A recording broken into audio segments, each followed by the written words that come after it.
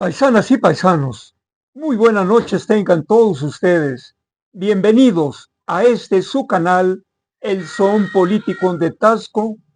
Hoy día sábado 2 de noviembre del 2024.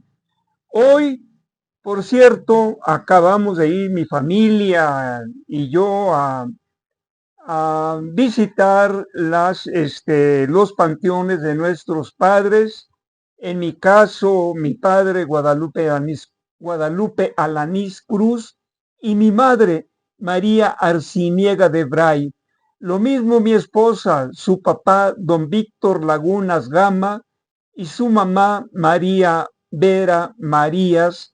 Estuvimos arreglando, limpiando los panteones y bueno, ya estamos aquí de regreso y dado pues este gran acontecimiento ancestral que tiene sus orígenes, en el caso de nuestro México, en el Imperio Azteca.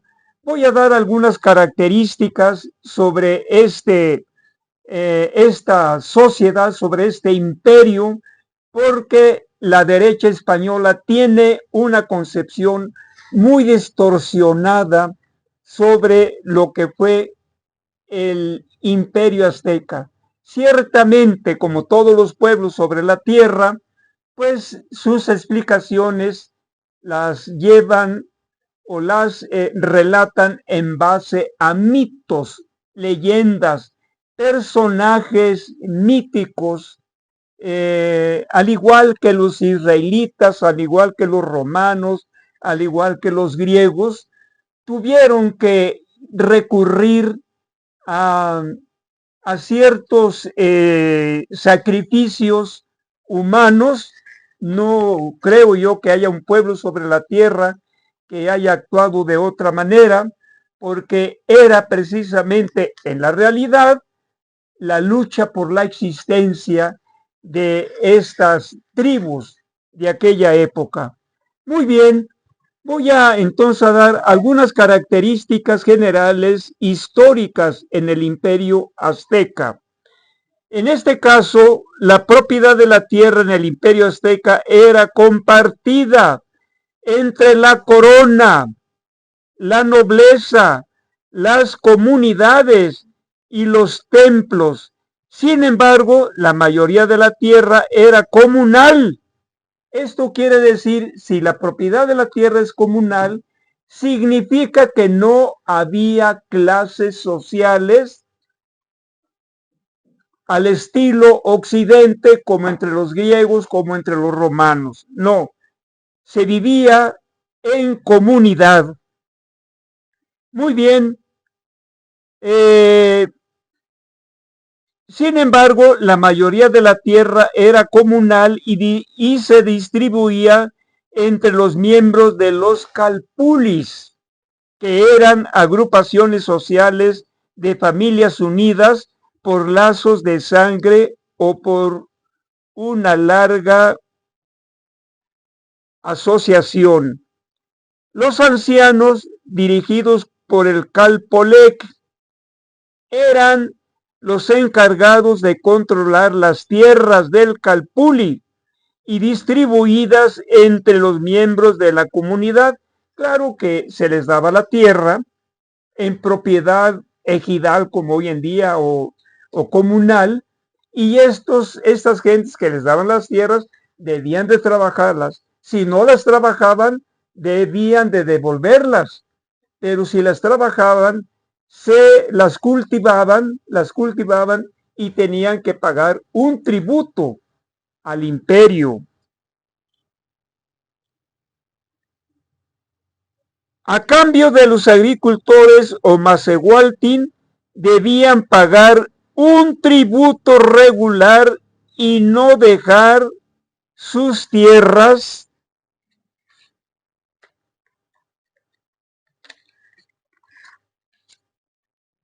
sin atender durante más de 2 años. Si un agricultor moría sin tener hijos, su tierra regresaba a los ancianos para ser redistribuidas. ¿Cómo estaba estratificada la sociedad azteca? Bueno, he dicho que no había clase social. Eso significa no había esclavos y esclavistas. Bueno, muy bien. Decía yo que en el Imperio Azteca, como no había propiedad privada sobre la tierra, como sucedía en la esclavitud allá en Grecia, en Roma y en otros lugares, solamente donde había propiedad privada había clases sociales, los dueños de las tierras y los esclavos. En el caso del Imperio Azteca, la tierra era propiedad comunal. Estaba la sociedad estratificada. ¿Qué significa esto? A la cabeza estaba el emperador. Cuando llegan los invasores españoles, el emperador era Moctezuma. Seguían después los sacerdotes, después los guerreros, después los grandes comerciantes, después los artesanos y los trabajadores en general, que eran los que trabajaban la tierra. Muy bien. ¿Cómo estaba?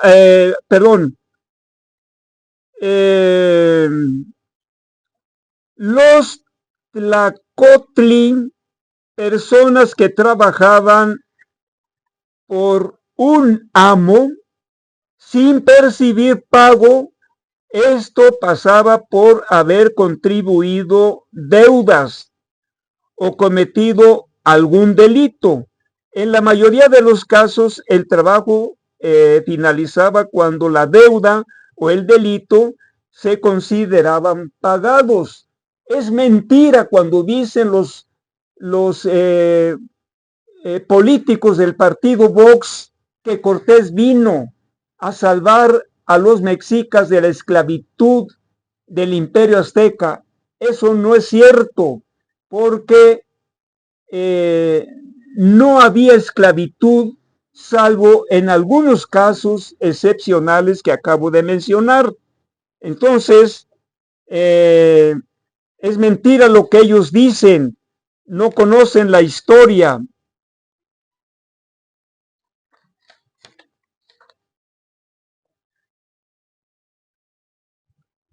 La posición social se definía por nacimiento y solo en casos excepcionales un más igual podía escalar la pirámide social.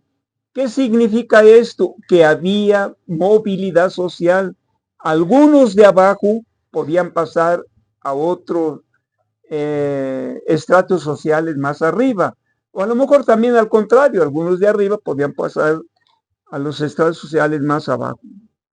El capuli era la unidad social básica en la sociedad azteca y se definía como un barrio o clan que agrupaba a familias con antepasados comunes y que compartían un territorio.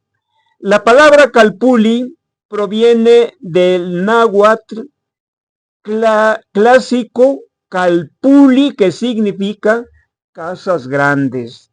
En el número 2 dice, cada calpuli se dividía en parcelas comunales. 3. Al frente de cada calpuli estaba el calpulec, quien era elegido de por vida por los habitantes. En el siguiente punto, la mayoría de los calpuli estaban habitados por granjeros que cultivaban maíz,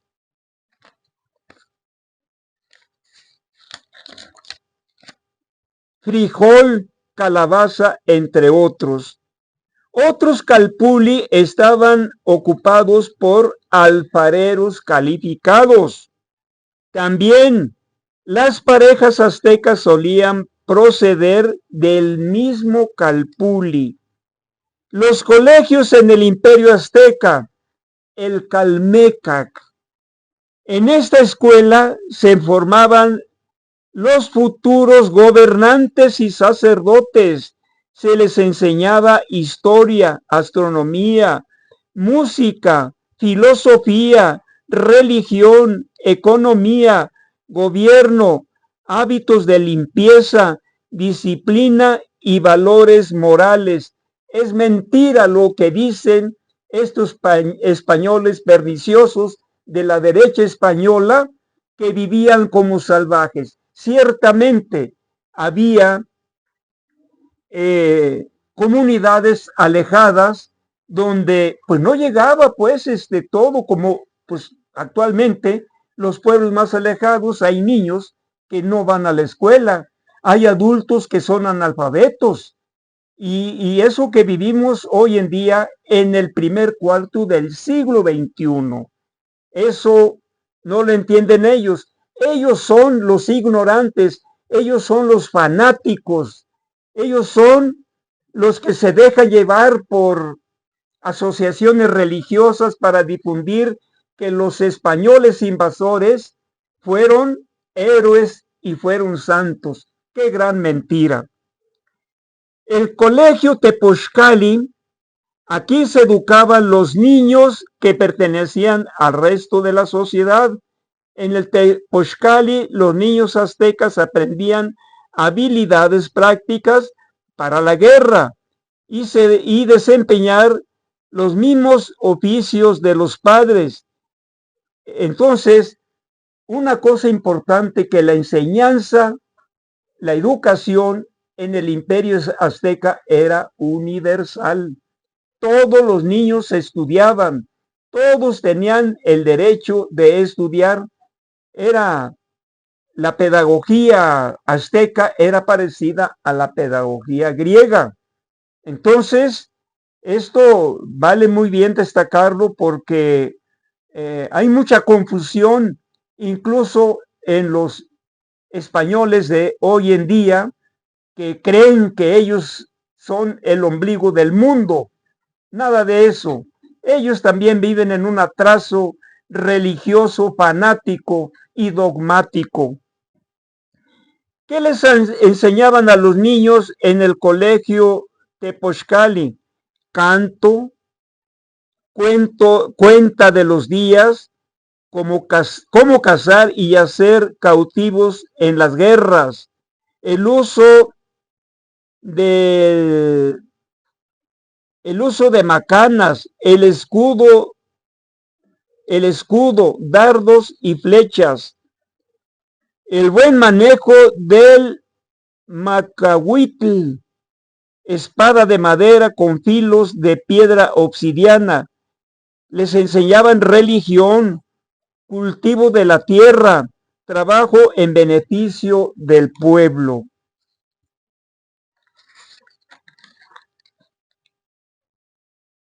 La educación del imperio azteca era universal y obligatorio hasta los 27 años de edad. La educación doméstica era dura y austera y se llevaba a cabo en el seno familiar. El padre se encargaba de la educación del hijo y la madre de la hija. Las niñas no asistían a la escuela, sino que recibían instrucción directa de las madres. Algunas jóvenes nobles acudían al Ixpoxcali, donde se les enseñaba sobre tareas domésticas, relaciones sexuales, tejer y bordar. Los habitantes del Calpulli vivían democráticamente en pie de igualdad. Escuchen bien esto, paisanas y paisanos.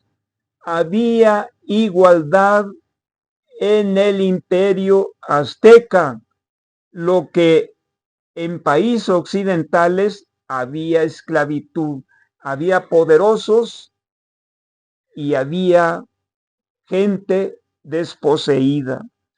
Los habitantes del Calpulli vivían democráticamente en pie de igualdad, ya lo dije. La educación era un derecho universal. Los seres más valiosos en cualquier estrato eran quienes más servicios prestaban a la comunidad. Los gobiernos de los pueblos indígenas eran comunitarios Los dirigentes debían cubrir las necesidades de sus pueblos. Los valores sociales eran principalmente los dioses, la familia, la educación y el gobierno.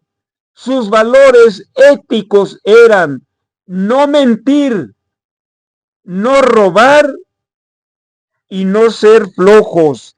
Fíjense nada más, esto pues la verdad que lo desconocemos, lo desconocíamos, pero eh,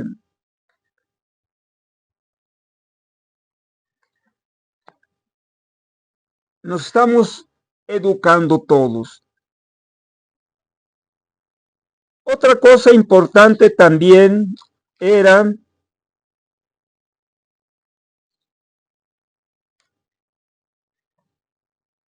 ¿qué es la muerte para los aztecas?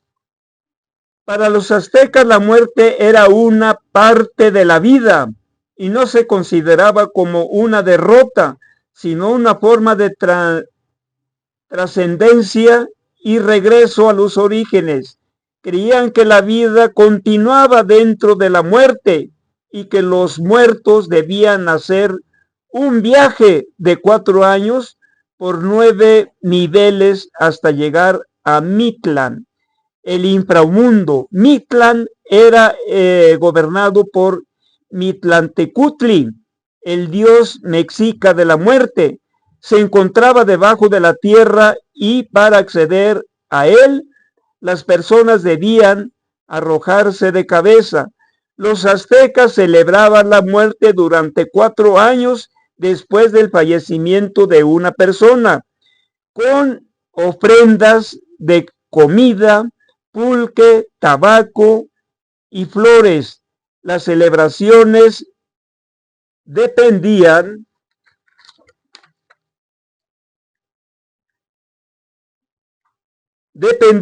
de las causas de la muerte y del mes en el que se realizaban. Por ejemplo, los niños difuntos se celebraban en el mes de Micaihuitl y los adultos muertos en la guerra en el mes de Huey Micaihuitl. El tratamiento funerario de los diferentes, eh, repito, el tratamiento funerario de los diferentes dependían de la causa de la muerte. Los fallecidos por causas relacionadas con el agua se enterraban, mientras que los que morían en la guerra o por enfermedad común se incineraban. Estos son algunos comentarios, paisanas y paisanos, del imperio azteca. Es necesario conocer la historia.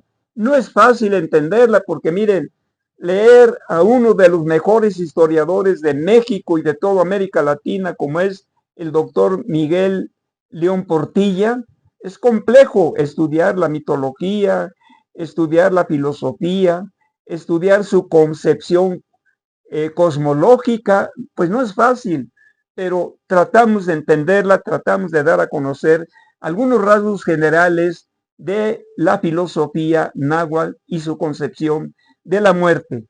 Estos comentarios los he dividido en 2 partes.